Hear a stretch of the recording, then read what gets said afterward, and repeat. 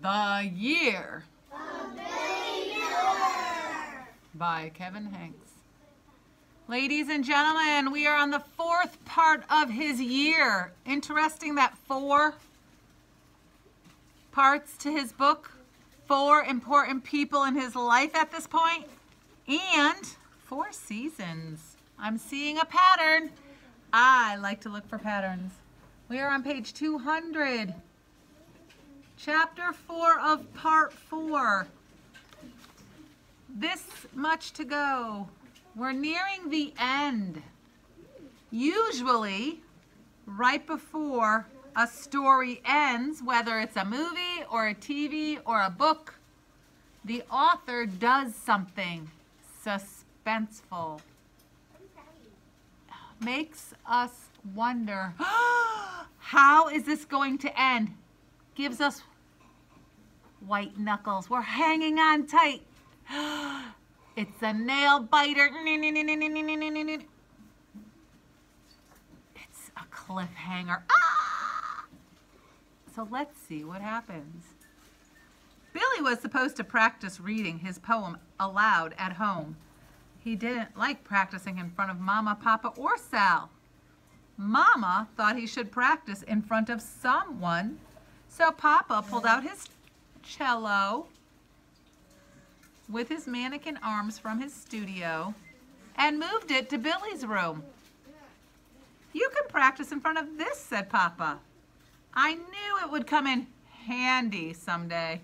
I wonder if the author meant for that to be funny. "It's better than nothing," said Mama, laughing. "I think it's helpful to have an audience of some sort." Billy took his baseball cap from their road trip the previous summer. Remember when the wind blew it off and he went to go get it and he bumped his head? Yeah. And put it on top of his cello. Papa made a sign that said, "I love poetry. I love poetry."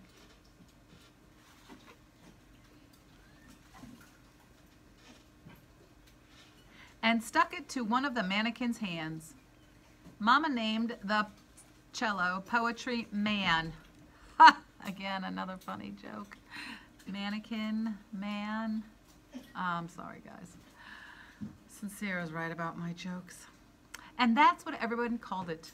Reading to Poetry Man was easier than reading to a real person. Billy practiced every day. Billy practiced every day at school also. The second graders took turns reading their poems in front of the room. There were 3 comments Miss Silver repeated. Read slowly. Read loudly.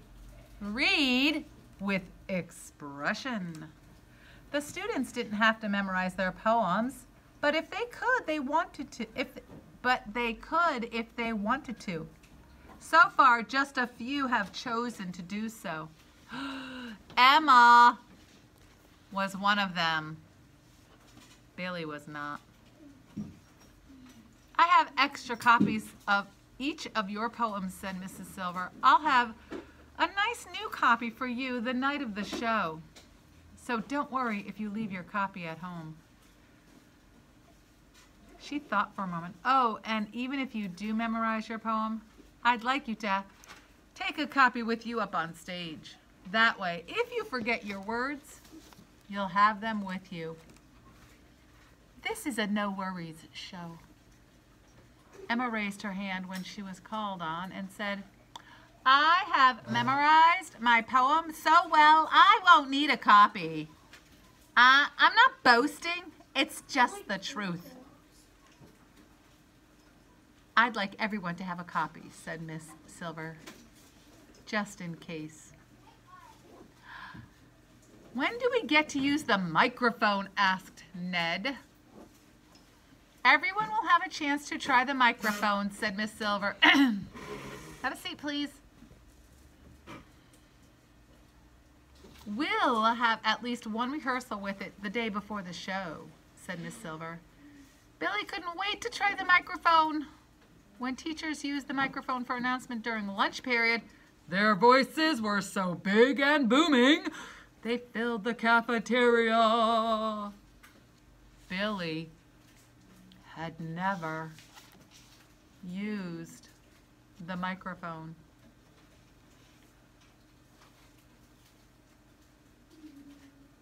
I can wait all the way. Fix that. He wondered what it would feel like to have a voice that big. Room 2 was working hard on the show in other ways. The students painted a backdrop for the stage on large pieces of cardboard. They wrote the words, "We are family," because that was the name of their show, in huge block letters, and patterned the black and white background with squiggles, dots, and stars in all different colors.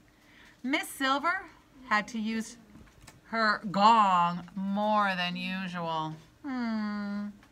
I think we've got all the Samaritans, she said. We've got the show-it-is? Ned yelled, and then Miss Silver said, I think room 2 has turned into a lively, noisy beehive.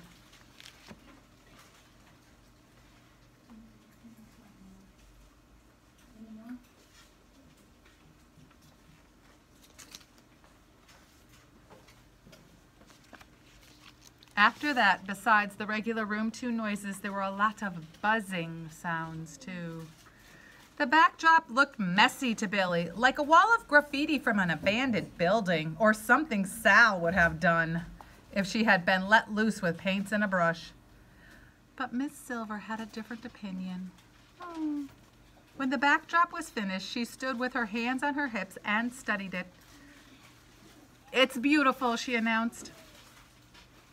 Her smile was so wide, there were big dents in her cheeks. Do you know what to call those big dents in your cheeks? Those are dimples. Smile. Let me see if you have dimples.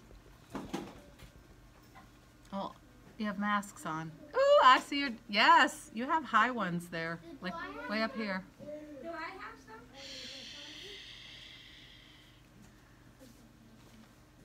My daughter has a triple. Right there, when she smiles, it's a triple dimple.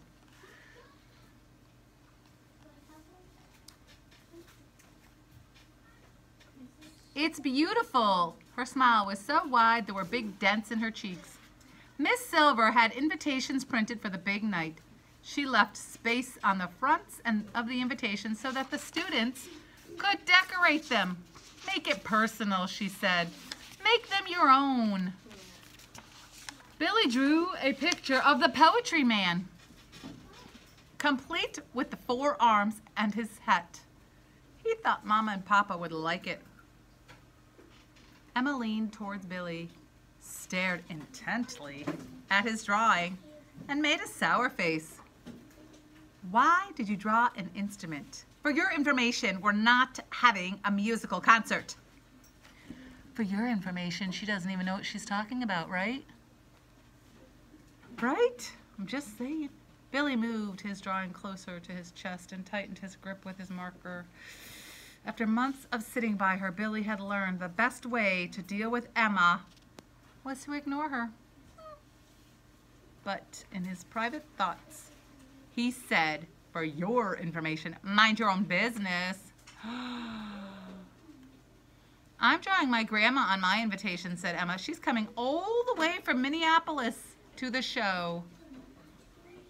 I memorize my poem because it makes it more special if you memorize." Is that true? Is it more special if you memorize? Yes. No, that's just a talent some people have. It doesn't make it more special. It's the words that you write. That's what makes it special. Billy gripped his marker even tighter. He wondered if Emma was right. He wondered if memorizing your poem did make it more special. Oh, I wish I could tell him it doesn't.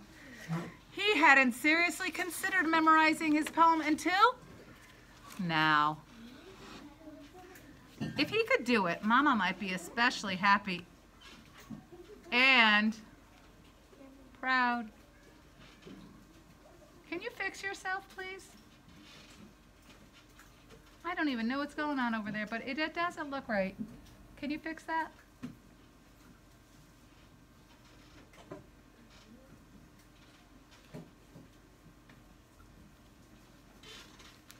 If he could do it, it would be one more way to prove how smart he is.